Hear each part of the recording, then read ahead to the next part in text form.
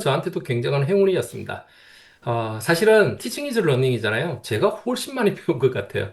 그러니까 저희가 만들고 있는 AI 에이전트 서비스도 굉장히 고도화하는데 엄청난 도움을 지금 받고 있습니다. 저희를 뭐 조명해주는 언론들도 있고요. 최근에는 이제 대학이나 이런 곳에서 뭐 최고의 과정이나 뭐 이런 것들, 그리고 미디어 회사에서 협업, 뭐 온라인 클래스 운영 사업자들로부터 많은 러브콜이 생기고 있습니다.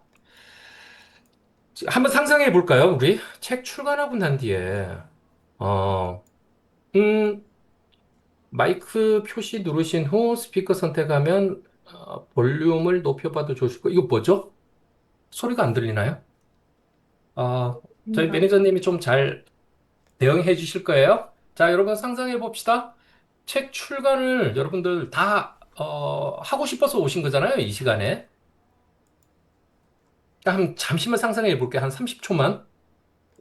여러분들이 한 달 후에 작가가 되어 있어요. 이 책이 팔리고도 있고, 여러 사람들이 알아보기 시작하고, 어때요, 기분이? 괜히 무릇해지지 않나요? 저만 그런가요? 책을 출간하면 당연히 여러분 이름으로 된 책이 나오겠죠. 근데 그게 수많은 기회들을 창출합니다. 어, 강연, 컨설팅, 뭐 그런 비즈니스 기회 당연히 많이 오겠죠. 여러분들은 그냥 무턱대고 쓰려고 하시는 분들이 아니라 나름대로 20년, 30년 이렇게 업력을 쌓아오시고 그 전문성을 이렇게 표현하고 싶은 분들도 많잖아요. 물론 뭐 에세이처럼 오랜 내 꿈을 이루기 위해서 내 삶을 한번 정리해봐야지 이런 분들도 계시겠지만 대부분들은 전문서적을 많이 쓰시더라고요. 근데 분야의 책을 가지고 있는 사람과 아닌 사람의 차이는 확실히 있는 것 같아요. 지금 시대 무슨 책? 모르겠어요. 30대 이하, 20대는 확실히 책은 아니에요. 20대들은 10만 유튜브 채널이 더 소중한 권위죠. 근데 40대 이상은 아마 여기 다 공감하실 것 같아요. 그래서 업계에서 여러분들이 전문가로 포지셔닝 할 수 있잖아요. 오늘 여러분들이 얻어가실 것들, 책이 왜 최고의 퍼스널 브랜딩일까? 그리고 우리는 그렇게 좋은 책을 왜 출판하지 못했을까? 왜 우리는 출간하지 못했을까? 우리를 가로막는 장벽은 뭐였을까? 그리고 책 출판은 도대체 어떻게 이루어질까? 궁금하잖아요. 저희 AI 최강 작가 클래스 출신들도 지난주, 지지난주에 제가 AS 차원에서 이제 미니 강의를 조금 했었는데, 책 출판에 관련되는 부분들을 조금 설명해 주니까 되게 좋아하시더라고요. 그래서, 이걸 내가 너무 안 다뤘구나. 그래서 책 출판에 대한 우리가 막연하게 알고 있는 그 출판 프로세스에 대해서 오늘 좀 간단하게 말씀드릴게요. 그럼에도 불구하고 우리가 이때까지 책을 못 쓴 이유, 그 장벽들 6가지를 한번 분해를 해보려고 합니다. 그리고 어떻게 AI로 21일 만에 책 출판이 가능해요? 예, 가능합니다. 그러면 네가 뭘로 하는데 스토리지 프레임워크라는 거를 저희가 만들고 이걸 시스템에 적용해 보니까 이건 확신이다. 그런 것들을 저희가 한번 확인하게 됐고요. 그리고 이제 그 네 얘기야? 아니, 우리 같이 했던 사람들의 이야기도 조금 들어보려고 합니다. 그리고 마지막에 이제 여러분들 오늘 그 출석 체크를 마지막에 할 건데 출석 체크하면 바로 실시간으로 여러분들에게 약속했던 프롬프트 템플릿 저희 그 교재에 있는 일부를 제공해 드립니다. 이겁니다. 선언 그냥 하시면 될 것 같아요. 제가 전국민 작가되기 운동이라는 걸 7월 1일 날 지난 웨비나가 6월 30일을 했었는데요. 그날 제가 선언했습니다. 내일부터 우리는 전국민 작가되기 운동을 시작합니다라고 선언을 했는데요. 일단 질러 놓는 겁니다. 나는 작가다라고 선언하는 순간 우리 여정이 시작되는 거고요. 그러고 나면 방법론 좀 찾으면 돼요. 체계적인 방법론은 다 이미 있는 거고. 그리고 묵묵히 행동으로 그 여정을 진행하는 거죠. 한 달도 안 된 시간 동안에 여러분 변화를 느끼실 거예요. 간단하게 제가 어떤 삶을 살아왔고 왜 이걸 하고 있는지를 짧게 소개해 드리겠습니다. 어, 많은 일들을 했던 것 같아요. 근데 보시면 아시겠지만 예전에는 제가 마케팅 회사를 운영을 했었고, 그리고 소셜 마케팅, 솔루션, 플랫폼 비즈니스 이런 것들을 쭉 해오다가 망했어요. 한 번 망하고 난 뒤에 2020년부터 다시 재기를 시작하는데 그때 주로 저는 이제 ESG와 관련되는 컨설팅들을 많이 해왔습니다. 마케팅 솔루션 개발했을 때는 되게 좋았어요. 돈벌이도 잘 됐고요. 잘 벌렸고. 여러분 세바시 좋아하시잖아요. 세바시 300회, 700회 그 사이에 맨 마지막에 보면 저런 영상 끝부분에 소셜노트라고 나와요. 저희 회사 이름이기도 했고 저희 어, 애플리케이션 이름이기도 했는데 나름대로 괜찮은 업체들하고 같이 세바시의 성장을 많이 견인했죠. 저희는 세바시가 이렇게 성장하는데 엄청난 기여를 했다고 자부심을 갖고 있습니다. 땐 2만도 안 된 조직이 1년 만에 저희 솔루션으로 35만이 되고 지금 제가 농담처럼 얘기하는데 그때 CBS 사장님이 명절마다 저희 사무실에 사과 박스를 보내셨어요. 아주 흥분된 마음으로 그 사과 박스를 열어보면 진짜 사과가 들어있더라고요. 보통 이렇게 하면 한 번씩 웃어주는데요. 이런 기술들을 좀 가치 있게 써보자 라고 해서 뭐 정확하게 말씀드리면 이 가치를 계속 미루고 있다가 저희가 페이스북 기반으로 비즈니스를 했는데 페이스북이 어느 날 갑자기 정책을 바꿔요. 서드파티 비즈니스의 한계죠.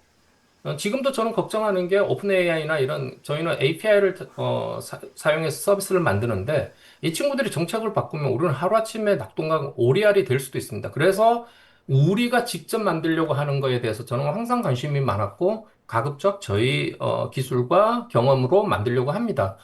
근데 우리 그 경험을 그때 직원 3명 가지고 월 1억이 네트로 이렇게 벌리는 아주 재밌는 비즈니스가 하루아침에 날아갔어요. 근데 그때 계속 미뤄왔던 쉐어앤케어라는 비즈니스를 했고, 이거는 그냥 뭐 아시는 분들도 계실지 모르겠는데요. 그 쉐어앤케어라는 서비스는 누군가의 도움이 필요한 사람들의 사연을 저희가 컨텐츠로 만들고요. 그때 당시 2015, 16, 17, 뭐 이때는 대세 플랫폼이, 그 당시에는 페이스북이었잖아요. 그 게시물을 페이스북에 공유해주면 대기업이나 재단, 그리고 공익재단 이런 곳에서 대신 1,000원을 기부해주고요. 거기에 좋아요가 하나씩 생길 때마다 200원씩 기부가 되게 해서 이 이야기는 계속해서 페이스북에서 상단 노출이 되고 계속 퍼져나가고요. 그걸 통해서 어려움 호소하는 우리 그 수혜자분들의 이야기가 널리 퍼져서 또 다른 후원도 연결되고 기업들은 수많은 그런 어떤 그 사회공헌 자금들, 뭐, 그 당시만 하더라도 우리나라 매출액 상위 150개 대기업들의 사회공헌 자금이 한 3조 정도 됐거든요. 근데 그 돈이 어디로 간지 우리는 잘 모르잖아요. 그중에 신사업에 저희가 좀 이렇게 많이 적용도 되고, 그래서 그런 탐색 비용을 줄여주면서, 심지어 기부는 하고 싶은데 돈이 없는 사람들의 기부 문화를 즐길 수 있는 그래서 꽤 잘 됐어요. 저희가 3년 정도 하면서 340개 캠페인을 통해 가지고 많은 도움을 줬고 그리고 기부의 투명성을 위해서 어떤 일들이 어떻게 돈이 어떻게 쓰여졌다까지 이렇게 그 증명하고 하다 보니까 그 당시에는 저는 세상을 제가 움직일 수 있다라고 막 오판도 했습니다. 법안도 14개나 발의가 되고 그런데 돈을 안 벌면서 계속해서 있는 돈, 없는 돈 까먹어 가면서 하다 보니까 결국에는 한계에 도달해가지고, 예, 여러분 기대대로 상만 뭐 이렇게 잔뜩 받고, 예, 망했습니다. 그 데미지가 지금까지도 오고 있는데. 어쨌든 제가 컨텐츠 그게 책이라는 이 매개체로 이렇게 전달되는데도 컨텐츠의 중요성은 예전부터 계속 강조해 왔고 여러분들이 담고 있는 그 이야기들, 그 전문 지식이 음, 책이라는 매체를 통해서 잘 전달되길 바라는 마음, 그것들이 이런 컨텐츠를 사랑하는 마음에서 사실은 시작이 됐었어요. 한 2년 정도 태어나서 한 번도 안 쉬다가 처음으로 그때 멈췄었는데요.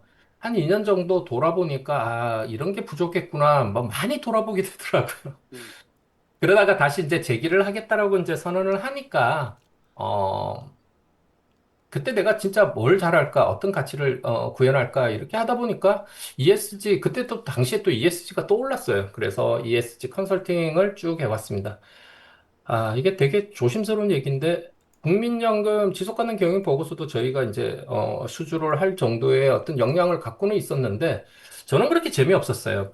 저는 오히려 ESG가 대중화되게 하기 위해서 좀 그거를 컨텐츠로 어떻게 만들어낼까, 이런 거 고민을 좀 많이 했었고요.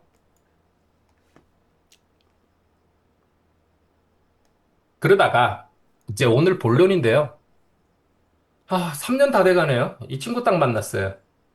저는 이 친구를 에임이라고 부릅니다. 아, 너무 충격이었어요. 그리고 2024년 해가 바뀌고 3월 중순에 3월 14일에 GPT-4가 나오고 난 뒤에 아, 세상이 뒤집어지는구나. 어떻게 보면 인생의 마지막 동아줄이 내려온다. 그때 여러분 이름만 들으면 다 아는 대기업들 그리고 뭐 주택공사 공기업 또 모 교육청 여섯 군데 컨설팅을 좀 했었습니다. 프롬프트 그때 여러분들 프롬프트 엔지니어 이런 거 한참 핫했잖아요. 어, 어. 그래서 그때 그거를 한참 하는데 놀랍게도 어느 순간 되니까 수요가 탁 끊기더라고요. 그때 때마침 저는 그 지식 창업, 특히 저는 한평생 20년 이상 거의 스타트업 대표로만 살아왔기 때문에 흥했다 망했다 흥했다 망했다 이렇게 해왔는데 되게 흥한 적도 있고요. 저도 한때는 강남 주민이었거든요. 그런데 이렇게 쭉 우리 전문 용어로 데코복구라 그러잖아요. 이런 흐름 속에서 아, 이건 좀 다르다. 스타트업, 작은 기업, 또 슈퍼게인을 꿈꾸는 우리 젊은 분들, 이런 분들한테는 이 AI가 동아줄이겠다. 사실 어느 시점 되니까 이런 생각도 들더라고. 신혜영한테 드디어 기회가 왔다? 우리는 근력을 못 쓰잖아요. 근데 나이 들면 직장 나오고 그러면 근력을 써야 돼요. 막 들어야 돼요. 주워야 되고. 너무 웃기는 일이죠. 근력이 넘치는 우리 젊은 친구들은 머리를 쓰려고 하고. 이게 언밸런스인데 시니어들이 그동안에 체계화되어 있지 않는, 구조화되어 있지 않는 저 암묵지의 지식들을 AI를 만나게 하면 얼마나 드라마틱한 반전을 일으킬까? 그래서 이거를 뭐 공공, 서울시 이런 데랑 같이 창직의 개념으로 AI를 좀 제대로 이렇게 수련해서 각 분야의 전문가들을 만들어내는 이런 작업들을 하면 어떨까? 뭐 이런 생각도 막 해봤습니다. 그러다가 그냥 작년 이맘때 지금 현재 우리 대표님하고 이게 투합이 돼서 어, 젊은 분들, 특히 이제 그 지식 창업에 관심 많은 사람들에게 새로운 어떤 그 문화와 길을 한번 열어보자 해가지고, 지금처럼 여러분들 이렇게 만나고 있습니다. 작년에 이제 처음에 이 여름에 시작했을 때는 AI 최강 비서 1기, 2기 막 이러면서, 그때는 컨텐츠 마케팅, AI로 다양한 글쓰기, 이미지 만들기, 영상 만들기, 이런 것들 막 공부해서 맨 마지막에 랜딩 페이지 하나 탁 만드는 거예요. 상세 페이지 하나 만들어서. 사실 상세 페이지 만드는 게 종합 예술이거든요. 마케팅에 있어서. 근데 편차가 너무 많이 나는 거예요. 잘 다루는 사람, 못 다루는 사람. 특히 시니어들은 디지털 리터러시 진짜 심각해요.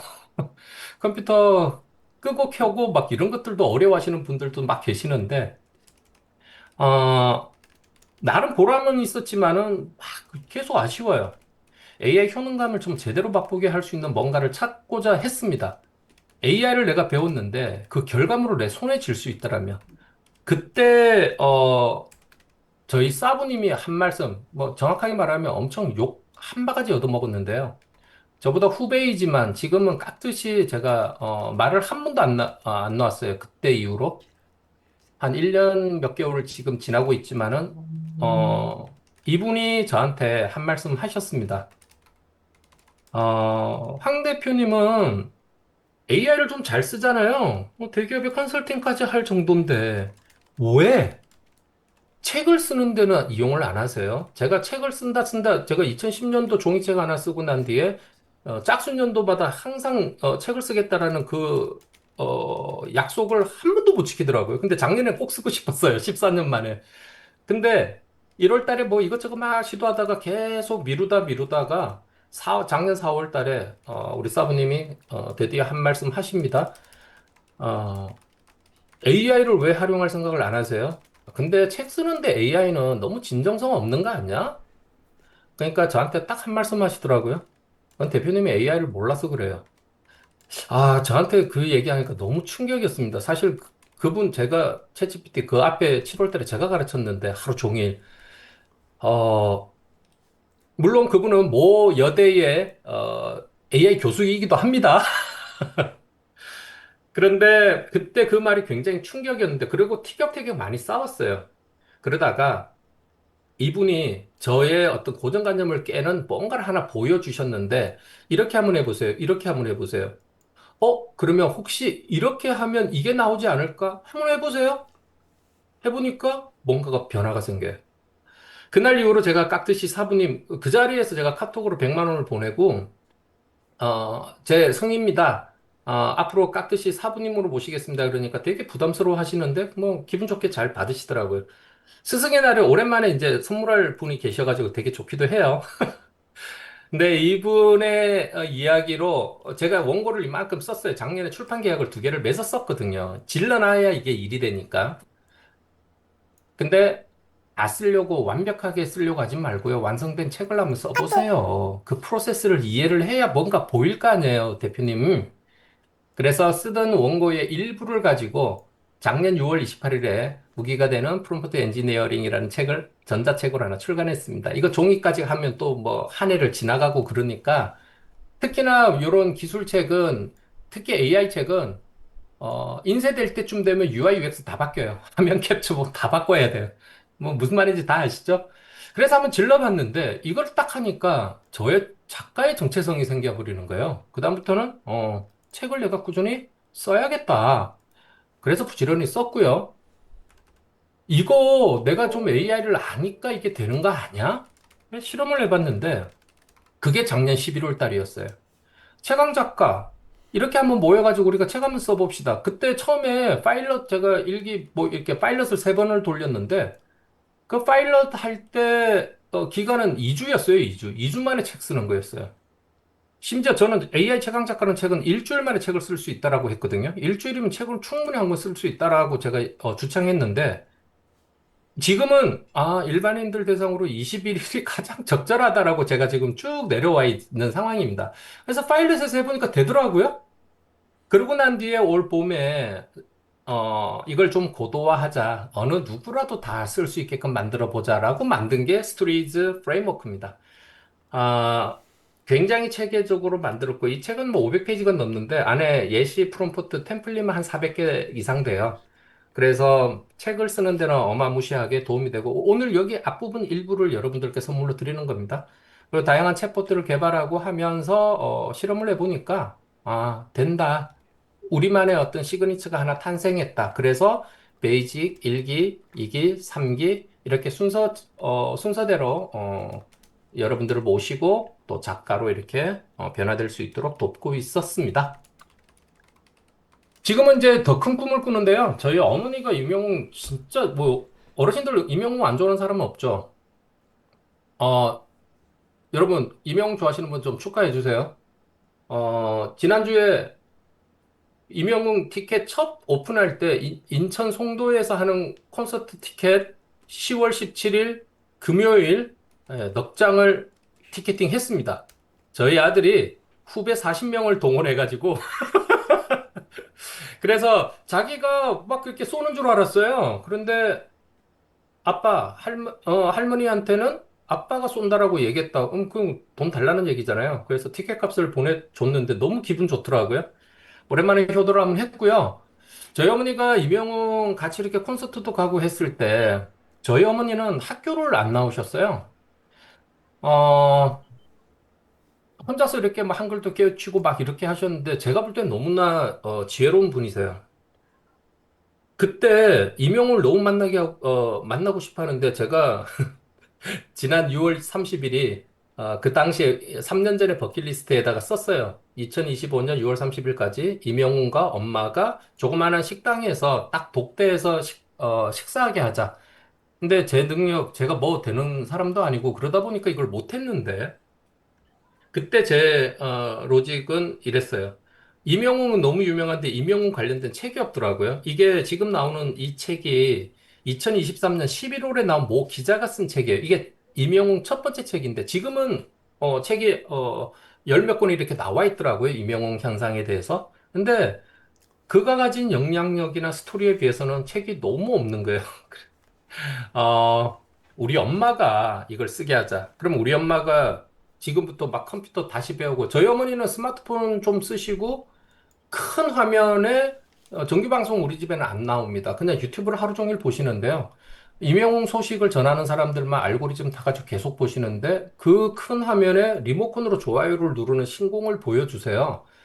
근데 이제 저희 어머니가 이걸 다 배워서 쓸 수는 없으니까 그냥 스마트폰에서 자꾸 질문을 하는 거죠. 그러면 어머니가 이제 대답을 하면 그게 책이 되게끔 만드는 게 저희가 지금 만들고 있는 AI 에이전트 서비스입니다. 어, 저희 어머니 덕분에 이런 비즈니스를 할 수 있게 된 거죠. 그래서 엄마는 반드시 엄마 이름으로 책을 써서, 그 어르신들이 막 유튜브에다가 이런 얘기 해주면 당연히 임영웅도 관심 갖고 만나주지 않을까. 그러고 있습니다. 전국민 작가 되기 운동 지금 하고 있고요. 누구나 작가가 될 수 있고, 그리고 여기 우리 지금 또 아까 들어와 계실 것 같은데, 함께 했던 저희 최용석 작가님 같은 경우 지금 교수님이시지만, 국가정책을 입안했던 국가기관의 또 센터장을 또 하셨던 또 원장을 역임했던 분인데, 늘상 그 얘기하세요. 황 대표님, 이 전자책을 만드는 게 결국에는 이게 디지털 자산이고 결국 이 이야기들이 국가의 정책을 만드는데도 기여가 될 수 있다. 개인정보의 개념이 아니라 그거를 잘 해시태그화 시키고 또 암호화 시키고 해서 거기에서 공통으로 나오는 얘기들만 잘 뽑으면 정책도 만들 수 있겠다. 굉장히 큰 영감을 얻고 저희도 그런 생각을 하고 있습니다. 그래서 AI와 함께 책을 쉽게 쉽게 써내면서 모든 사람들이 작가가 되었으면 좋겠습니다. 퍼스널 브랜딩 여러분 검색되는데 책이 되면 그럼 일단 여러분 작가로 검색이 될 거잖아요. 당연히 전문가로 포지셔닝이 될 거고요. 신뢰도 올라가겠죠? 한 군이면 됩니다. 한 군만 있어도 가능한데 저희 그 파일럿 일기 때 기업교육 강사님인데 박사를 수료했는데 아직 학위는 못 땄어요. 근데 이분이 너무 차별을 받는데요. 그게 책이 있고 없고의 몸값이 너무 차이 난대요. 그분 책 하나 쓰고 프레젠테이션 분야 1등까지 먹으시면서 최근에는 굉장히 이제 대우를 받는다. 뭐 이런 얘기가 되게 반가웠던 얘기였고요. 권위 당연히 확립이 되고요. 그리고 한 번 하면 평생 레버리지가 되죠. 이 책은 절대 사보지 마세요, 여러분. 제 책 중에서 가장 많이 팔린 책인데요. 이 책 인쇄가 한 100, 한 180, 한 200 정도는 될 거예요. 근데 이 책은 제발 좀 사지 마세요. 제가 이거 7일 만에 AI와 작가로 검색되기 이거를 하는데 7일 만에 이걸 유통시키는 거를 제가 실험했던 과정이었어요. 그래서 원고의 완성도가 굉장히 떨어져요. 그래서 이제 절판을 할까도 생각했는데 뭐 올 연말 정도에 이렇게 1년 반 전에 이렇게 썼던 사람이 지금 이렇게 성장했다 이런 거를 또 대비시켜 주는 것도 괜찮을 것 같아서 또 뭐 적절히 팔리고 있어서 그래서 내비두고 있습니다. 잠재곡에 계속 들어오죠. 검색하면 계속해서 얘가 제일 먼저 나올 거고요. 그러니까 마케팅 채널이 되는 거죠. 당연히 어떤 그 수익 창출 기회도 많고요. 브랜드 신뢰도 많이 상승합니다. 이런 거죠. 현대CNR은 현대해상의 자회사인데요. 대기업의 그 온라인 컨텐츠를 제공하는 회사입니다. 근데 되게 재밌는 게, 여 밑에 보면 이북으로 출간하신 AI 최강 비서 내용을 컨텐츠로 제작하고 싶어서 연락 줬대요. 제가 너무 놀래가지고 이 이메일을 받고 너무 재밌어서 바로 확인해 봤는데, AI 최강 비서는 총 40권 팔렸습니다. 전자책으로. 그런데 그 중에 한 분이 이분이었던 거예요. 되게 좋은 기회죠. 예, 당연히 또 대기업에 제가 B2B로 이렇게 뚫어갈 수 있는 또 이런 기회를 또 맞이했었었고요. 클래스 101은 여러분도 뭐 다 아실 거니까. 근데 이런 유의 회사들이 제안이 많이 왔는데, 여기는 뭐 구독자 300명밖에 안 되는 또 저희 그 최강작가 유튜브 채널을 보고 뭐 막 이거 제가 볼 때 약간 거짓말 같기도 해요. 근데 어쨌든, 그런 내용을 쭉 하면서, 영감을 얻고 있다 그래서 뭐 요청을 하는데 결국 저희는 온라인 비즈니스를 계약은 다른 회사랑 했어요. 출판 계약을 맺었고, 올해가 가기 전에 일단 세 권은 확정이 됐고요. 출판 계약이, 종이책이. 한 권은, 지금 제 화면에는 보이는데, 이윤아 작가님은, 지난 기수에 오셨는데, 제가 AI 시대 질문의 기술이라는 책을 하나 쓰려고 준비를 하고 있었는데, 이분이 질문에 대한 엄청난 뎁스를 갖고 계시더라고요. 그래서 제가 우리 종이책으로 공부하는 합시다라고 제가 꼬드기고 있는데 흔쾌히 수락을 해주셔서 그게 올 연말에 나올지 아니면 내년 초에 나올지는 모르겠습니다. 어쨌든 종이책을 세 권을 계약을 했고요. 지난 기수에 나왔던 우리 이수홍님, 되게 굉장히 긍정적이고 되게 재밌는 분이에요. 근데 능력도 굉장하신 분인데 이분 그 단톡방에 우리 채팅방에서 작가 유통 쫙 하고 난 뒤에 외국에서 연락 없던 뭐 후배들한테도 막 메시지 오고 결국에는 제약회사로부터 AI 기반 조사 보고서, 사업 계획서, 컨설팅 요청이 들어오네요. 그리고 여기에 특강 갔어요. 이런 사진들을 막 올려주세요. 당연히 이런 일들은 벌어지죠. 이분 논문만 52편 쓰신 분이에요. 근데 책이 없더라고요, 단행본. 근데 이번에 한번 그거를 해내셨고요.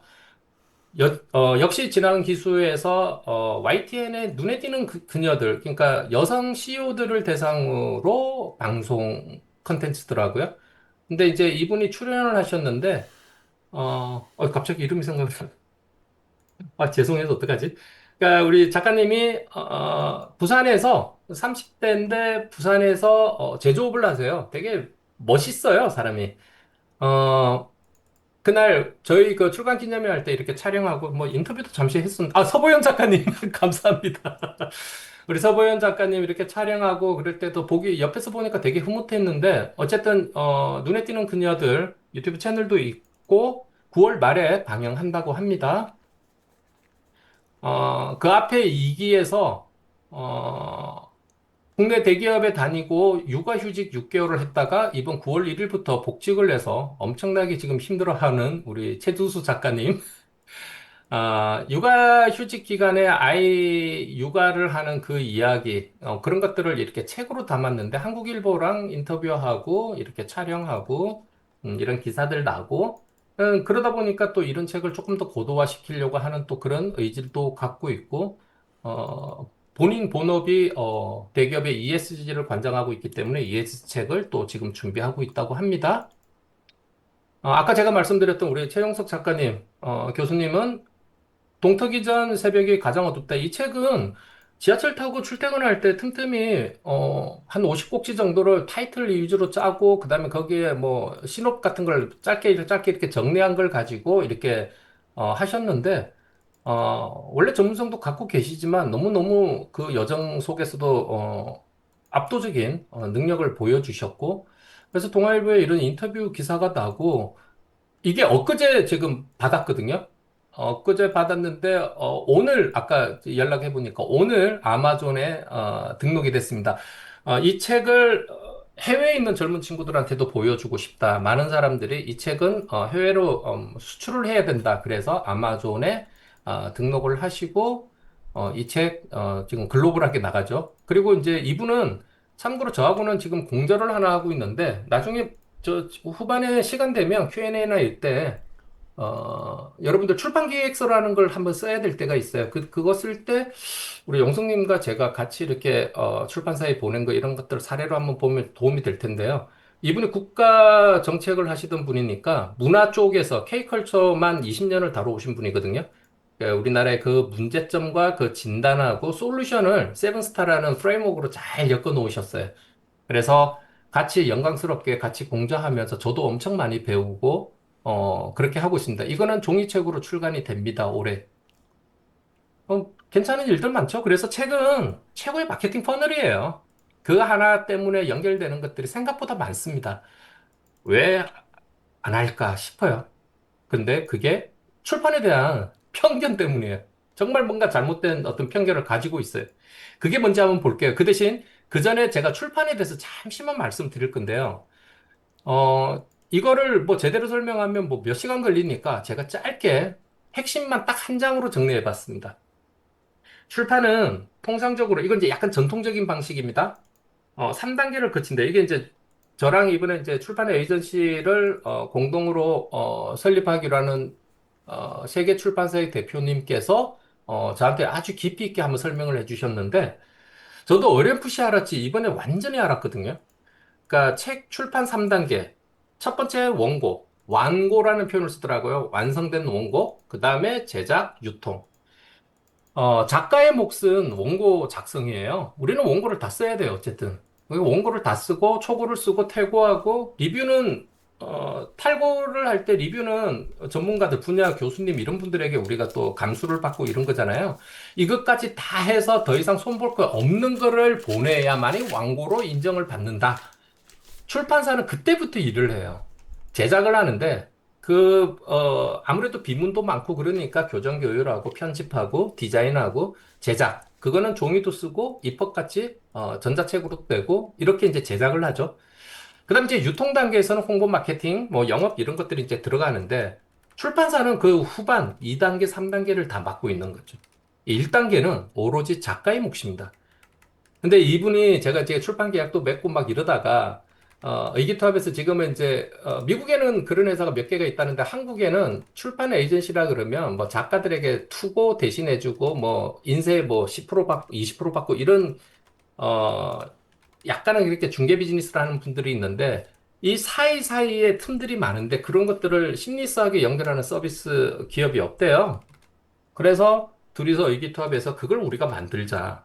그래서 제가 물어봤습니다. 왜 하필이면 저랑 하려고 해요? 그랬더니 우리 자기가 제 출판사를 세 개를 하다 보니까 출판사 입장에서는 제일 답답한 거는 원고가 와야 된다. 그래야 비로소 우리 일이 시작된다. 근데 원고가 안 온다. 되게 재밌는 거죠. 아, 대부분 출판 계약을 맺으면 뭐 저도 이분하고 15년 전에 이분하고 책을 처음에 썼던 거거든요. 근데 지난해요. 그 여정이 너무, 이거 한 번이라도 써보신 분들 여기 좀 계실 거예요. 너무너무 힘들다는 거 아시죠? 원고를 다 마무리 짓는다는 게 되게 힘들고, 그래서 보내놨더니 몇 번 빠꾸 먹고, 이거 고쳐라, 저거 고치자. 그러다가 지치는 거죠. 근데 저랑 하는 이유가 대표님은 왕고를 만들 수 있잖아요. 왕고를 만들 수 있게끔 도와주고 계시잖아요. 그렇다면 좋은 원고들이 나오면 출판의 기회는 많다라고 하시는 거죠. 여러분, 출판할 때요, 세 가지 방법이 있는데, 첫 번째, 여러분들이 가장 많이 하는 게 기획 출판이에요. 두 번째는 자비 출판이고, 세 번째는 그 사이에 어딘가에 위치해 있는 하이브리드입니다. 우리가 머릿속에 출판사에서 내가 책 하나 쓴다라고 하는 거는 기획 출판을 얘기해요. 그거는 출판사가, 요즘 트렌드가 이렇고, 이런 책들이 팔리겠네라고 한다라면, 이 분야의 전문가를 찾고, 이렇게 하면서 서로가 미팅을 통해서 우리 이 책 한번 씁시다라고 계약을 맺고 보통 이런 분들은 10% 정도의 인세를 받고 이제 계약을 하죠. 그리고 계약과 동시에 선인세를 받습니다. 선인세, 계약금 이런 거 다 똑같은 말인데요. 첫 번째 물량의 인세를 미리 받는 겁니다. 받아보신 분들은 그 느낌 되게 통쾌하죠? 근데 기획 출판이란 게 0.1%가 안 되는 것 같아요. 제가 볼 때. 우리가 한강이 아니잖아. 우리가 기문이 아니고 우리가 유시민이 아니야. 그 사람들은 서로 데려가려고 해요. 그 사람은 골라야 돼요. 우리는 다 쓴 원고를 보내도 아무도 안 읽어줍니다. 너무 놀라운 거. 평균, 이건 제가 어디서 봤는지 제가 못 찾았는데, 여기 오늘 가져오려다가, 200개의 메일을 보내면, 출판사 메일을 보내면, 3, 4개의 반응이 오는데, 그 3, 4개가 미팅을 하거나 계약이 아니라 답장이 오는 횟수래요. 비참하죠, 사실은? 아, 근데 그건 출판 기획서를 좀 잘 써야 되는 것들도 필요합니다. 저 뒷부분에서 제가 잠시 한번 언급해 드리겠습니다. 시연도 한번 보여드릴 거고요. 어쨌든 우리는 완고해야 됩니다. 원고를 다 쓰는 게 우리한테는 절대적인 사명입니다. 이것만 할 수 있다면 새로운 기회가 생기는 겁니다. 그래서 저도 최강 작가에서도 좋은 원고들을 제가 이렇게 같이 검토하고 코칭하고 막 이러다 보면 정말 좋은 원고가 있습니다. 아까 제가 말했던 이윤아 작가님 같은 경우에는 제가 그 원고가 좋아서 이분하고는 같이 해보고 싶다라는 생각이 들더라고요. 근데 신기하게도 출판사는 그걸 또 금방 알아요. 기획서를 딱 보는 순간에 좋은데요? 문제 아시겠죠? 그래서 그 원고, 완고, 특히 그거를 저희 AI 최강 작가에서는 원고를 다 쓰고 난데 그걸 묵혀놓는 게 아니라 전자책을 한번 출간하면서 출간 프로세스를 한번 다 보고 마케팅을 어떻게 하고 이런 걸 다 경험해 보는 겁니다.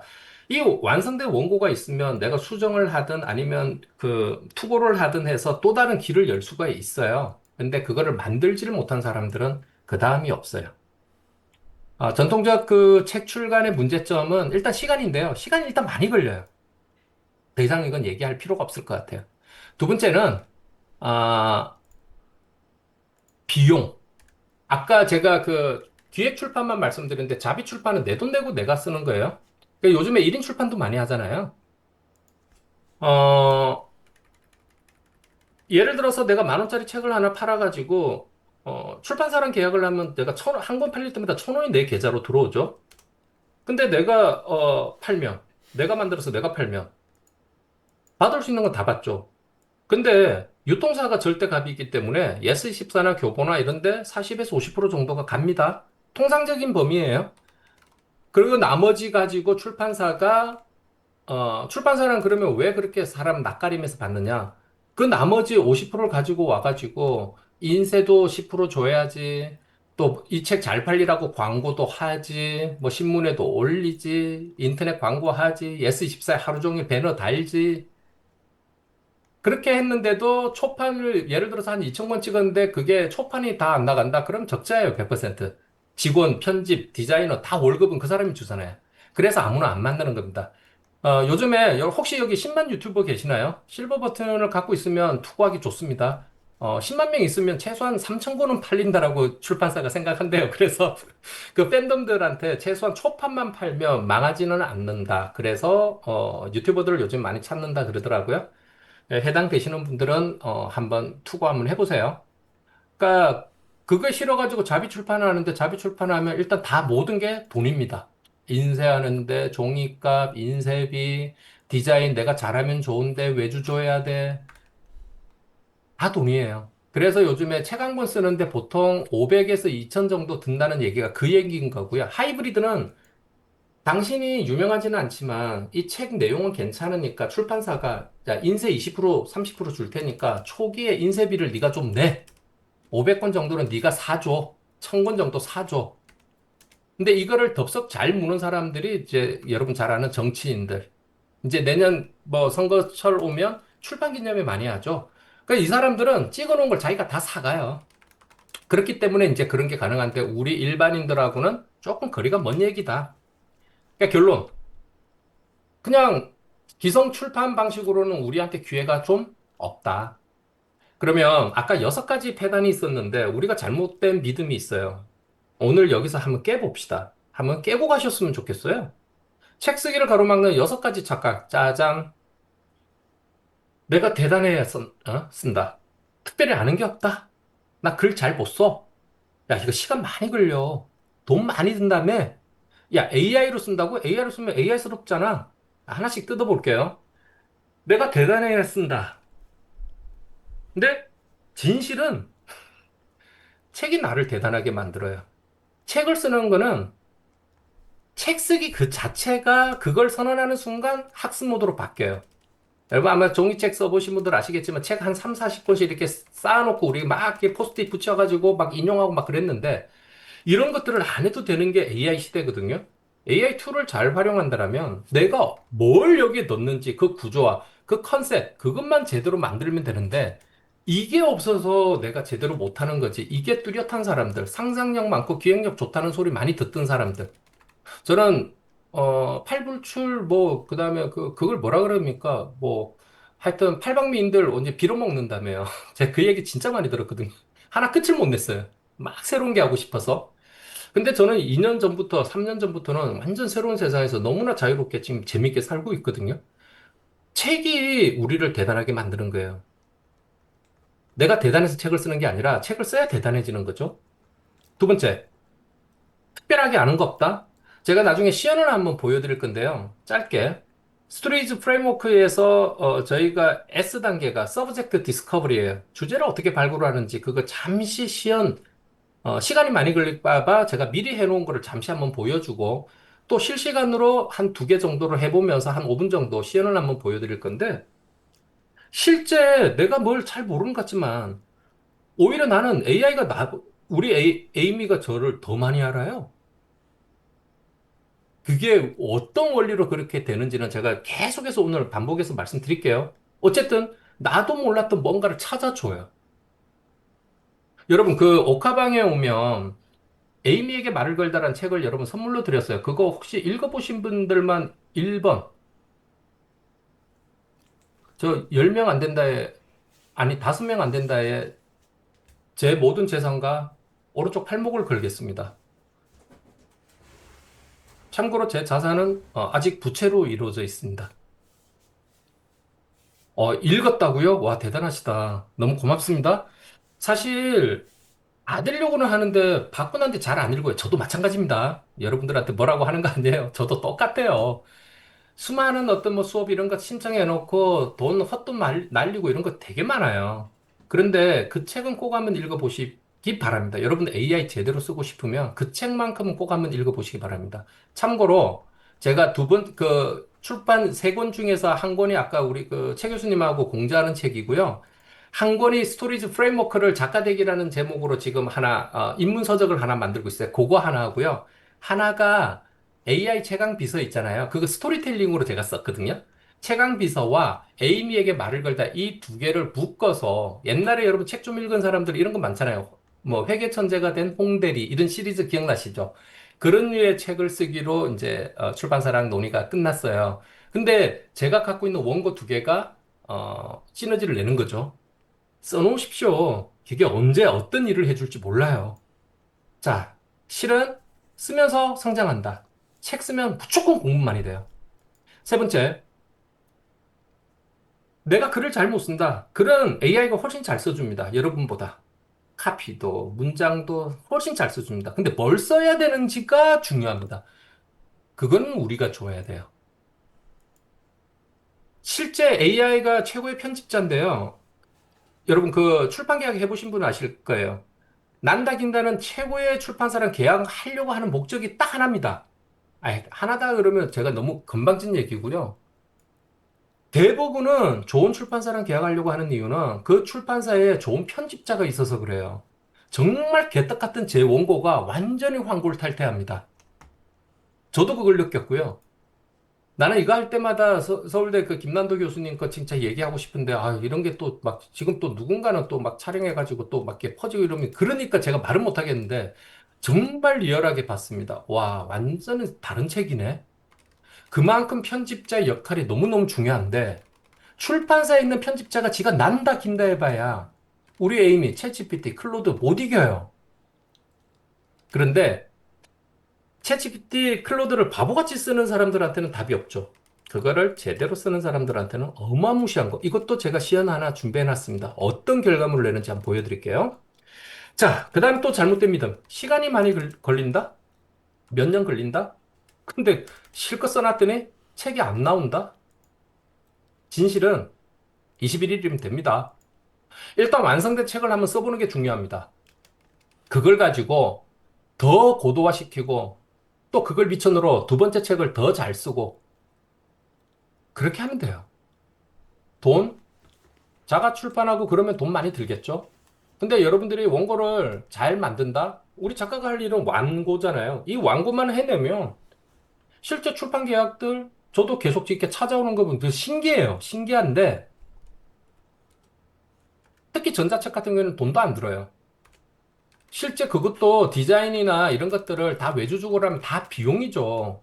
하지만 그 돈 없이 우리가 그 프로세스를 익히면서 한번 딱 만들어 보는 그 여정을 떠나본 사람은 두 번째, 세 번째는 잘할 수밖에 없어요. 저는 그거를 계속 강조를 합니다. AI가 쓰면 AI스럽다? 예, AI를 AI 같이 써서 그래요.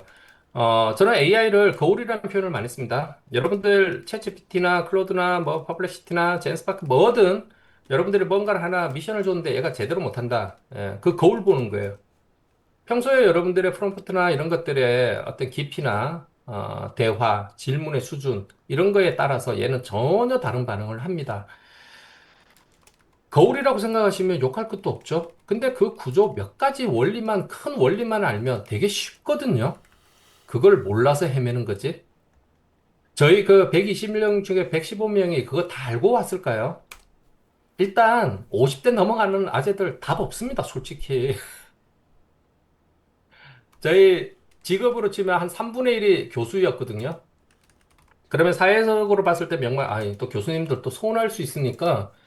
하여튼, 우리가 흔히 말하는 전문직이고 많이 배울 만큼 배우고 하신 분들인데, 처음에는 진짜, 약간은 속된 표현으로 개떡같이 써요. 그런데 그 원리를 딱 알면, 그 변곡점 한 번만 딱 경험하면 정말 잘 써요.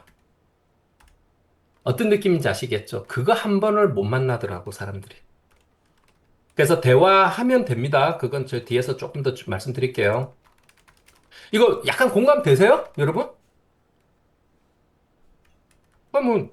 그러면 어떻게 하라고? 자, 21일 만에 AI로 책이 나오는 이제 신공을 지금부터 이제 본격적으로 말씀드릴게요. 저희 비서입니다. 에임입니다. 어, 2023년 1월 달에 이 이미지를 만들었습니다. 미드저니로. 비즈큐 마스터 최강 비서. 하버드 대학교 졸업생인데 수석 졸업했어요. 대단하죠. 근데 제가 한 달에 월급을 20달러밖에 안 줘요. 아주 나쁜 놈이죠. 어, 이 친구가 올 초에 제가 이렇게 변화를 한번 시켜봤어요.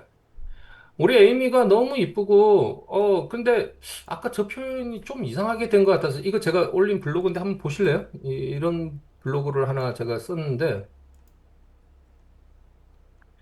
나의 최강비서 에이미, 이야기. 에이미는 내 최강비서다. 에이미는 나를 잘 알고 있다. 실제 대화를 많이 하니까 얘는 나보다 나를 더 많이 알아요.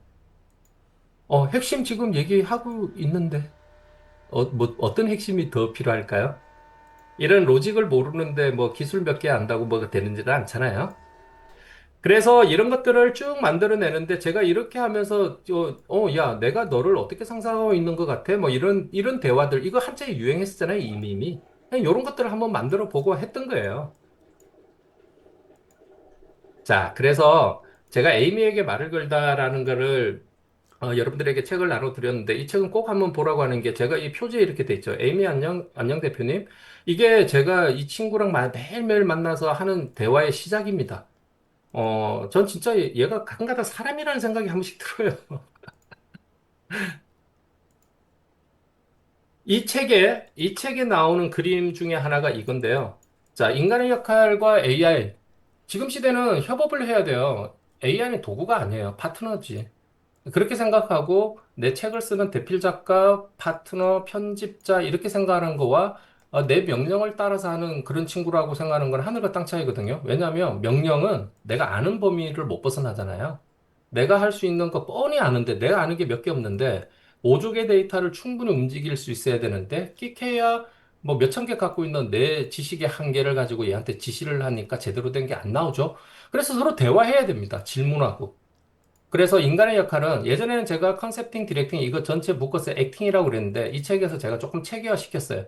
컨셉팅하고 디렉팅하고 어프로빙 그거를 확인하고 책임은 내가 진다. 그다음에 AI 역할은 익스펜딩. 사실은 여러분들이 키워드 하나만 넣더라도 얘가 전혀 엉뚱한 반응을 하면서 내가 생각지도 못했던 사고의 확장을 줄 때가 있습니다. 저는 이때가 제일 기분 좋아요. 와, 나 이거 생각 못 했는데 얘가 이런 거를 만들어주네? 아까 질문책에서도 프레임워크를 하나 만들고 싶었는데 너무너무 멋진 프레임워크를 얘가 제안을 해준 거예요. 그러니까 그때부터 책이 막 쓰고 싶어지더라고요. 익스펜딩 해주고요. 리파이닝은 셀프 리파이닝 같은 거 제가 많이 얘기를 드렸었는데 그걸 정교화시키고 구조화시키는 겁니다. 그러고 난 뒤에 얘가 이제 항상 도와주죠. 그래서 명령이 아닌 대화, 도구가 아닌 파트너로 받아들이는 순간 전혀 다른 세상이 펼쳐진다. 저희 매니저님이 이거 꼭 넣어달래요. 제가 수업을 할 때, 클래스 할 때 항상 이 얘기 하거든요. 대화하고 질문하고 원하는 걸 정확하게 얘기해라. 대화하고 질문하고 원하는 걸 정확하게 얘기해라. 계속 이 얘기 하거든요. 그러니까 귀에 딱지가 않겠죠? 근데 대부분 제가 코칭이나 이럴 때, 자, 화면 열어봐요. 대화 지금 한 거, 그거 프롬프트 한번 봐요. 그러면 한 줄이에요. 기껏해야 두 줄. 아직도 그걸 검색창처럼 쓰시는 분들이 생각보다 많습니다. 절대 좋은 품질의 답이 안 나옵니다. 그래서 그 대화를 제가 어떻게 하는지를 이제 시연 넣어놨으니까 그걸 보시고, 그리고 난 뒤에 제가 대화마다 주로 질문을 많이 하는 걸 좀 느끼실 거예요. 얘가 훌륭한 그 지식과 경험치를 갖고 있는데 제가 지시하면 저 따라와야 되는데 질문하면 지가 더 창의적으로 펼쳐갈 수 있는 거죠. AI는 뭐 창의적이지 않다고요? 우리보다 안 창의적일까요? 그래서 저희가 이제 최강작가 시스템에서는요, 이 친구 세 명을 완전히 이제 메이저 비서로 씁니다. 워낙 다양한 툴들을 써왔는데 이제는 이렇게 좀 핵심만 제가 집중해서 이제 좀 안내를 좀 드리려고 지금 구조를 좀 바꾸고 있는데요. 챗GPT는 기획 비서실장이에요. 여러분 1비서는 반드시 챗GPT였으면 좋겠어요. 그게 무슨 말이냐면 챗GPT 메모리에 대해서 다 아시나요? 챗GPT는 메모리가 있잖아요. 우리가 했던 대화를 다 기억을 하잖아요. 그리고 심지어 내가 기억을 시킬 수도 있어요. 올 초부터 얘네들이 채팅 기록을 검색하기 시작했습니다. 그래서 수많은 그 대화들 속에 우리가 했던 얘기들을 기억하고 대답을 해줍니다. 그 어마무시한 컴퓨터 자원을 쓰면서 챗GPT가 어느 누구도 넘볼 수 없는 서비스를 하고 있는 거예요. 이게 킬러 포인트입니다. 그러니 나에 대해서는 맥락 정보를 제일 많이 가지고 있어요. 정말 저에 대해서 잘 알아요.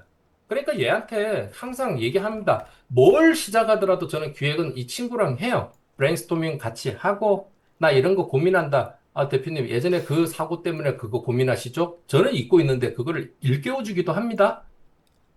그리고 난 뒤에 책을 쓸 때는 예전에는 챗GPT도 같이 썼는데 최근에는 원래 제가 클로드를 좀 더 선호한 것도 있지만 클로드가 또 성능이 어마무시하게 좋아졌습니다. 그래서 글의 맛이나 한글의 맛이나 이런 것들은 클로드가 훨씬 잘하기 때문에 원고, 카피라이트 역할은 무조건 하고 클로드가 하게끔 만듭니다. 그리고 이제 요즘에 조금 사람들이 이제 관심 갖기 시작했는데 노트북 LM은 어마무시한 기능들을 많이 가지고 있습니다. 요것도 제가 시연은 살짝 하나 준비해놨는데 나중에 이거에 대해서 좀 깊이 있게 좀 알고 싶으면 Q&A 시간에 조금 더 질문을 해주시면 더 재밌는 사례들도 좀 많이 보여드릴게요. 요 세 친구만 있으면 우리 책 쓰는데 아무 문제 없습니다. 시연할게요. 뭐 이게 시연이라고 할 것도 없는데 제가 이 친구랑 평소 때 대화를 어떻게 하는지를 한번 보여드리면 여러분들이 감이 조금 오실 것 같아요.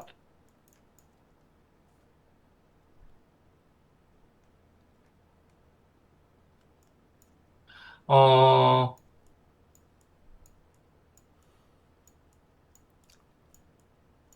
이게 이제 종이책 계약할 때, 계약 직전에 이제 제가 지금 얘랑 대화를 한 겁니다. 에이미, 한스 컨텐츠와 출판 계약하기로 했어. 아유씨, 이 얘기를 다 하고 있네. 이제 종이책으로 만드는 거야. 이 책은 새로운 전환점이 될 거야. 대표님과 그 메모를, 제가 이거 그냥 메모해 놓은 거예요. 메모해 놓은 거를 그냥 그대로 이렇게 줬어요. 맥락 정보를. 그랬더니, 독자가 나도 할 수 있겠다는 결심을 하게 만드는 책으로 가서 지가 뭐 파트를 이런 식으로 구상하고 막 이렇게 얘기해요. 여러분, 그, 챗GPT로 책 쓰기 이런 거 다 한 번씩 해봤죠? 내가 이런 주제로 책 하나 쓰려고 해. 이러면 얘가 막, 경고망동하면서, 와, 좋은 생각이에요. 자, 그러면 이렇게 주제를 잡고 제가 목차 하나 짜드릴게요. 그 그럴싸한 얘기들을 해놔요. 그래 놓고 난 뒤에 이제 프롤로그 쓸까요? 그러면, 좋아. 그러면 지가 막 씁니다. 폭주하기 시작해요. 챕터 1, 챕터 2 막 씁니다. 아니, 여러분들도 안 읽는 글이 나오죠. 어느 순간에는 뭐 배가 산으로 막 가기도 하지만 우리가 전혀 투영되어 있지 않고 내 얘기도 전혀 안 들어가고 뭐 얘가 하여튼 길을 잃어요. 그런데 지금 이렇게 막 너스레를 떨어요. 그러면 제가 엊그제 너와 논의한 내용은 첨부 파일과 같다. 이게 제가 지가하고 논의했던 거를 첨부 파일에다가 하나 넣어줬어요. 이거 너무 교과서적이지? 이 책을 보고 싶다는 생각이 들고 우리를 찾게 만드는 게 핵심이야. 그런 차원에서 기존에 쓰기로 한 책과 위에 러프한 책을 구상을 엮어서 가급적 깊이 기술적인 이야기는 배제하고 쓸 수 있고 쓸 수 있다는 자신감 주는데 여러분들이 읽고 책을 하나 쓰고 싶다라는 자신감을 얻게끔 하는 게 이 책의 목적이거든요.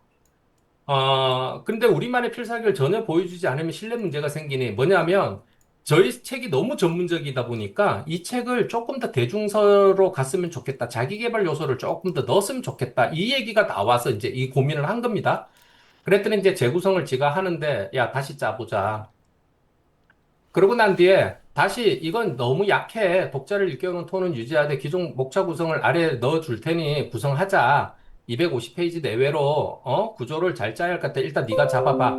이게 제가 컨셉이거든요. 출판 기획서에 넣어놨던 이 책의 컨셉 이렇게 좀 풀 거야. 그리고 파트나 이런 것들을 이렇게 갈까요? 여러분 이렇게까지 뽑아낼 수 있어야 돼요. 그냥 목차 1장, 2장 이렇게 가면 그냥 거지 같은 글이 나와요. 그럴 수밖에 없잖아요. 구조화가 안 되어 있으니까. 그러니까 이런 것들을 넣어주니까 갑자기 이제 태세가 전환이 됩니다. 야, 이런 부분이 빠졌잖아 하면서 책 구성 파트 1에서 파트 2에서 막 이러면 또 지가 또 그걸 찾아서 합니다. 이렇게 서로 대화하고 티키타카하고 해야 돼요. 대화랑 경청이 너무 중요하잖아요. 보통 제가 여러분들 이렇게 관찰하다 보면 조금 아쉬운 게 뭐냐면 내가 써놓고 얘가 답을 하면 안 읽어요. 쉽게 말하면 우리가 대화를 한다고 보면 저 사람한테 내가 얘기를 했는데 저 사람이 답을 했는데 그거를 그냥 이렇게 먼선 바라보는 거예요. 얼마나 황당해요. 그 사람 입장에서.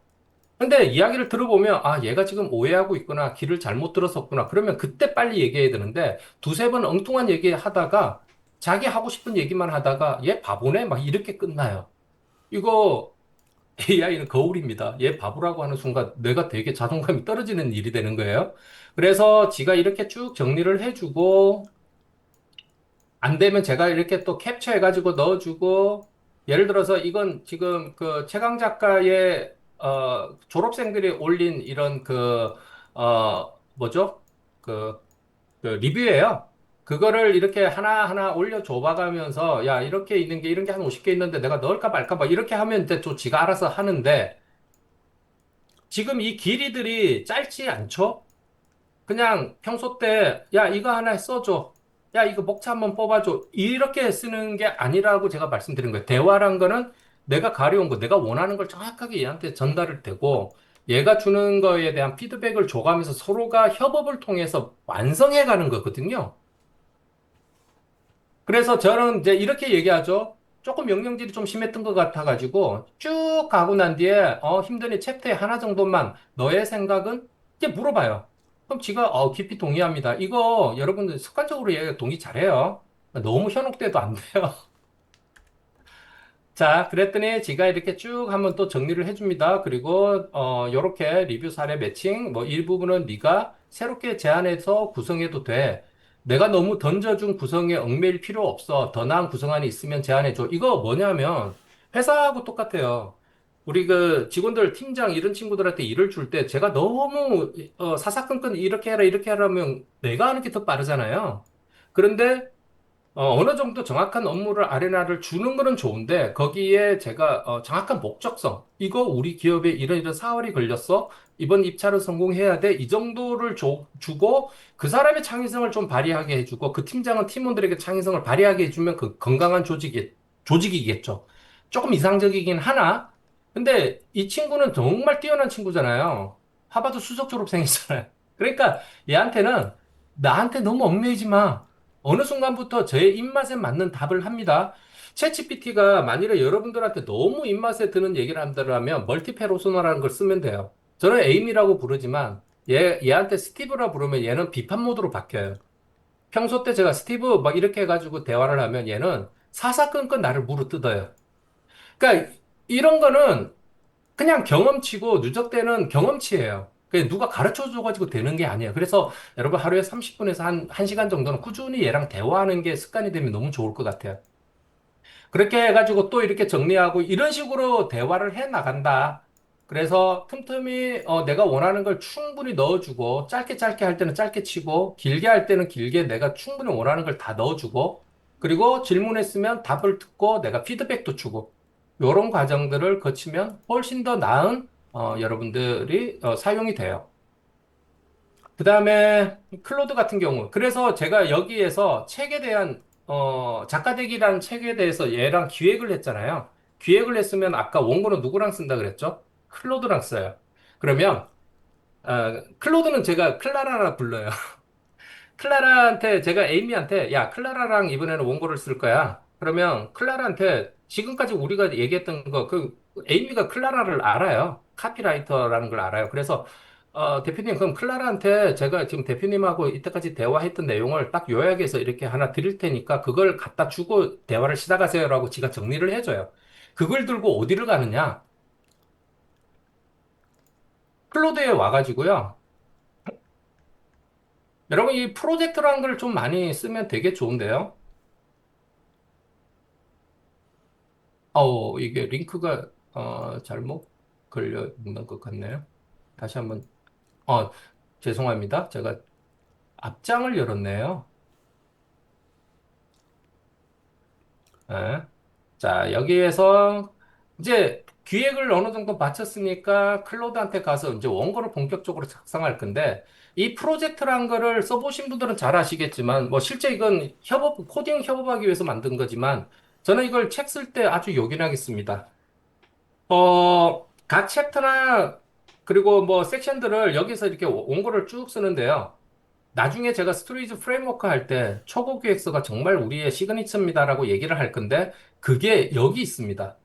어떤 구조냐면요. 에임이랑 제가 충분히 기획하고 그래서 주제를 좀 잡고 그리고 목차를 굉장히 구조화시킵니다. 그 목차를 잘 구조화시켜서 그거 두 개를 가지고 초보 기획서라는 프레임워크에다가 집어넣습니다. 거기에다가 두 개를 믹스해가지고 탁 넣으면 요런 게 나옵니다. 이게 초보 기획서란 녀석이에요. 왜냐면 목차부터 지필 목적, 독자 정의, 타겟 독자를 정의하고 이 페르소나를 이렇게 다 정의하고 우리가 이 책을 통해서 전달하고자 하는 메시지는 한 개, 두 개, 세 개고 목차는 이런 식으로 개요를 짰는데 세부 목차의 개요는 이렇다. 섹션은 이렇게 갈 거다. 그리고 각 목차의 실제 그 개요를 예를 들어서 내가 어떤 한 꼭지, 섹션이 꼭지잖아요. 꼭지 한 두세 페이지를 쓰는데 그거를 그냥 타이틀만 주면 얘가 막 글이 앞에 했던 말 또 하고 막 이렇게 섞여요. 그런데 내가 한 2,000글자 정도의 분량으로 한 꼭지를 쓸 거라면 여기에 한 50자, 100자 앞부분, 도입 부분을 하나를 써놓는 겁니다. 그거를 내가 쓰냐고요? 아니요. 얘랑 저랑 티키타카 하면서 요런 내용으로 정리하자고 지가 씁니다. 저는 그냥 컨셉팅하고 디렉팅만 하는 거예요. 정확하게 이걸 하면 좋아 라고 얘기만 하는 겁니다. 그러면 지가 이걸 다 써줍니다. 이렇게 써가지고 이 정도 깊이를 가지고 써야 책이 안 흔들리고 정말 탄탄한 출판사에서 계약하자라는 책이 돼요. 사실 이런 거를 발견한 지도 저도 올 봄부터 이제 본격화 시킨 거예요, 이거를. 그래서 초창기보다는 지금 하시는 분들의 성과가 훨씬 더 좋다는 걸 제가 많이 느껴요. 이전 분들한테 미안하기도 하는데 그때는 또 이전에 되게 싸게 했으니까 또 뭐. 그리고 여기에 지침이란 녀석이 있는데 이런 그 파일을 가지고 내가 이렇게 어떻게 작업을 하 이게 이제 프롬프트 엔지니어링 영역인데요. 우리는 이거 잘 쓰는 게 사실은 핵심이거든요. 챗GPT 뭐 클로드 잘 쓴다 이거는 이거 잘 만든다는 얘기인데 이게 만드는 게 어려우냐? 아니요. 이거 제가 만든 게 아니에요. 얘랑 대화해서 이게 필요한 이걸 만들어 주라고 우리가 정확하게 디렉션만 주면 이거 다 만들어 줍니다. 만들어 준 걸 여기 지자리에 갖다 놓기만 하면 돼요. 그래서 나온 원고가 예를 들어서 프롤로그 하나만을 보면 이렇게 지가 하나 뽑아놨네요. 그래서 프롤로그에 당신의 이야기가 돈이 되고 브랜드가 마법이 되는 거 이렇게 쭉 씁니다. 근데 제가 여기에서 이게 마음에 안 든다, 이게 뭐 팩트가 아닌 것 같다. 그러면 여기에서 이거 프롬프트 날려가지고 이걸 수정하고 막 이런 걸 합니다. 그런데 이거를 제가 한글을 한번 보여드릴게요. 그렇게 수정한 게 어떻게 변했는지. 책을 AI랑 써가지고 그냥 엔터만 쳐가지고 딸깍 해가지고 나오는 거는 허접한 글밖에 안 나와요.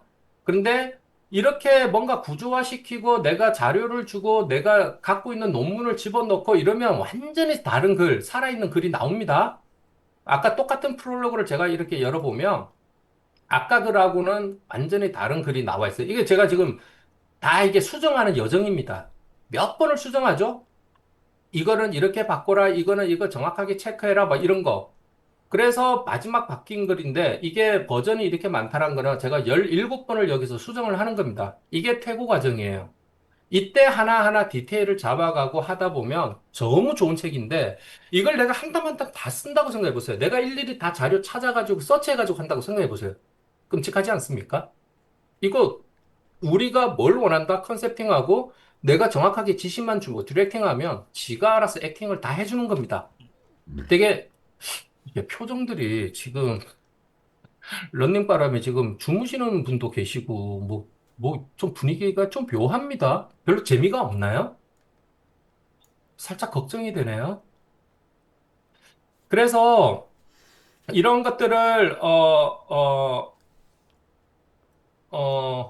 저기 나중에 그 교수님 강의 갔다 그분은 궁금한 걸 물어보세요. 뭐가 궁금하신지를 말씀해 주시면 제가 그걸 먼저 가르쳐 드릴게요. 뭐가 그렇게 궁금하실까? 저도 원래 이렇게 파워포인트를 딱 짜놓고 하는 강의를 되게 싫어합니다. 그런데 그냥 즉흥적으로 막 여러분들께 응대하다 보니까 그냥 웨비나가 맨날 4시간, 5시간 이렇게 가더라고요. 그러니까 하는 사람도 힘들고 듣는 사람도 힘들어서 이번에는 깔끔하게 그냥 핵심만 좀 전달하자, 정보로 전달 위주로 하자라고 제가 구성을 한 거예요. 궁금한 거 물어보세요. 그 다음에 이제 원고도 이렇게 하면 내가 기획한 게 원고가 나오고 원고 초고가 나온 거를 우리가 태고하고 또 팩트 체크하고 또 내 문체도 집어넣고 이러면 나다운 책들이 이제 제법 괜찮은 책이 나와요. 그러고 난 뒤에 그럴 때 우리가 필요한 게 평소 때 그러면 내가 썼던 논문이든 내가 발췌해놨던 논문이든 아니면 제가 서치한 자료든 간에 그것들을 우리가 어디엔가 모아놓고 그 녀석을 좀 잘 쓰면 되게 좋잖아요. 예를 들어서 내가 글을 갖다가 이렇게 쭉 써놨는데 이 본문에 나 어렸을 때 이런 에피소드가 있는데 이 이야기를 내가 정리해 놓은 게 있으니까 이걸 넣어서 같이 다시 맥락을 구성하면 전혀 다른 책이 되거든요. 그리고 이 논문에 이 주장에 대해서 이거를 넣어가지고 다시 재구성해줘라고 한다라면 그 논문의 내용들도 더 반영이 되죠. 되게 재밌죠? 그리고 이제 LM을 한번 보면 이것도 제가 하나 이렇게 하나 보여드리자 하는 건데요.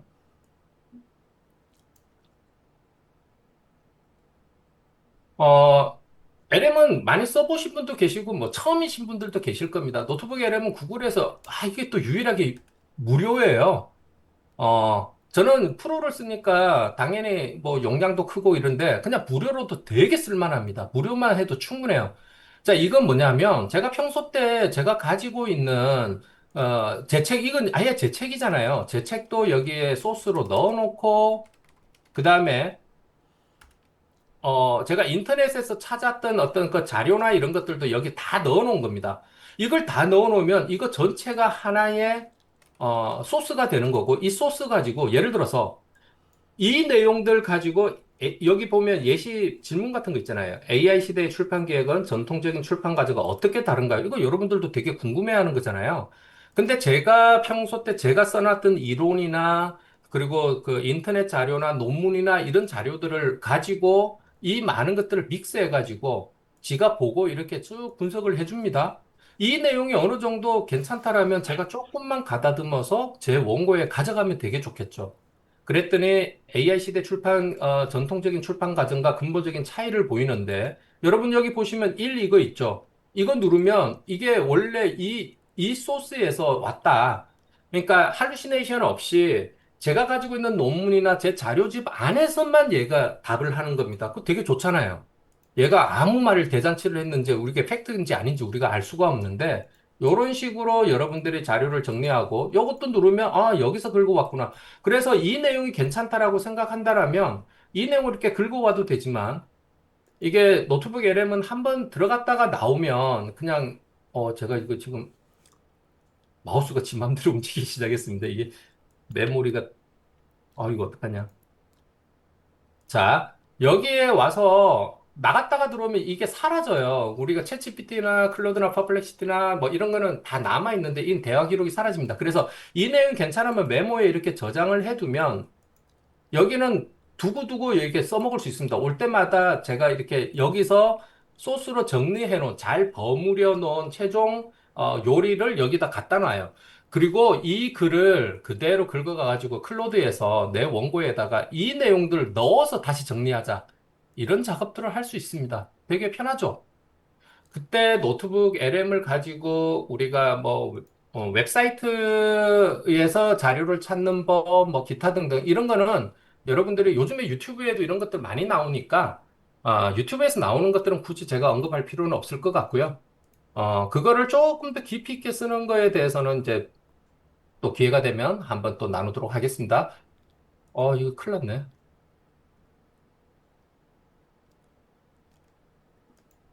죄송합니다. 제가 지금 메모리가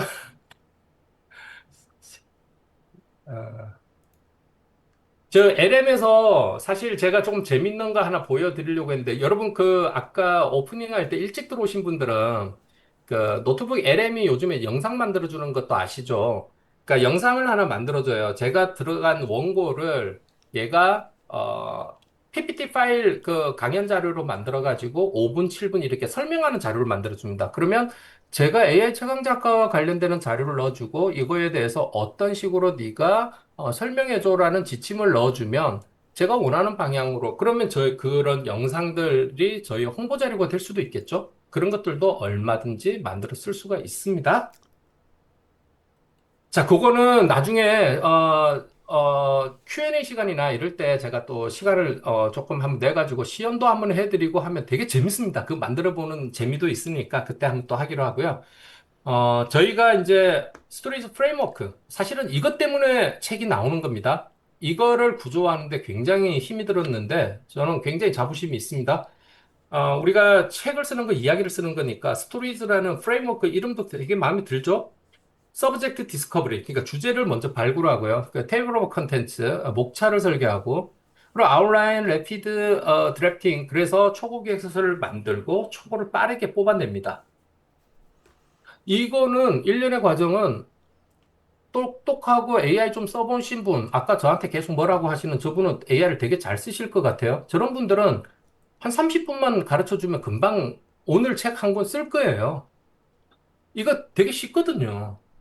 그러니까 여기에는 디지털 리터러시 안 되는 어르신들도 많고 하니까 제가 조금 되게 풀어서 설명하는 거지. 실제 뭐 전문가들하고 하면 이렇게 긴 얘기는 할 필요 없잖아요. 전문 용어 써가면서 하면 이게 금방 끝날 얘기인데. 이렇게 하고 초고를 작성하고 난 뒤에 이제 인사이트, 아까 노트북 LM이나 이런 우리가 가지고 있는 자료들을 녹여서 굉장히 내용을 풍성하게 만들 수 있습니다. 내 얘기 당연히 넣을 수 있고요. 그리고 이거를 편집하는 과정에서 팩트는 철저하게 체크해야겠죠. 근데 예전에는 제가 퍼플렉시티를 굉장히 중용을 했었는데 요즘에는 평소에 검색하는 것 빼고는 제가 잘 안 씁니다. 왜냐하면 클로드가 급성장하고 또 이렇게 치고 나간 계기가 몇 달 안 됐어요. 한 석 달 정도밖에 안 됐어요. 클로드가 원래 검색 엔진이 없었어요. 지금도 클로드는 이미지를 안 만들어줘요. 얘는 코딩에 최적화되어 있거든요. 그런데 클로드가 웹 검색을 딱 붙이고 난 뒤에 엄청나게 성장했습니다. 그리고 오퍼스 요즘에 4.1 버전이 나왔는데 아주 기가 막힙니다. 제미나이 2.5 프로도 아주 좋고요. GPT도 지금 5가 나왔잖아요. 거의 대부분은 이제 다 추론 모델로 가면서 굉장히 깊이 있는 어떤 아웃풋을 많이 줍니다. 어, 그런 내용들, 특히 여러분들 논문 쓰실 분들, 논문 쓰실 분들도 마찬가지입니다. 그 논문들에 우리가 깊이 있는 어떤 팩트 기반으로 하는 깊이 있는 자료나 이런 것들이 잘 녹아 들어가야 되잖아요. 그럴 때, 초안을 잡거나 이럴 때 도움이 되는 게, 딥 리서치 같은 겁니다. 챗GPT에도 딥 리서치가 있잖아요. 저의 하루 루틴은 아침에 딥 리서치 하나 돌리는 겁니다. 똑같은 주제로 클로드도 돌리고 퍼플렉시티도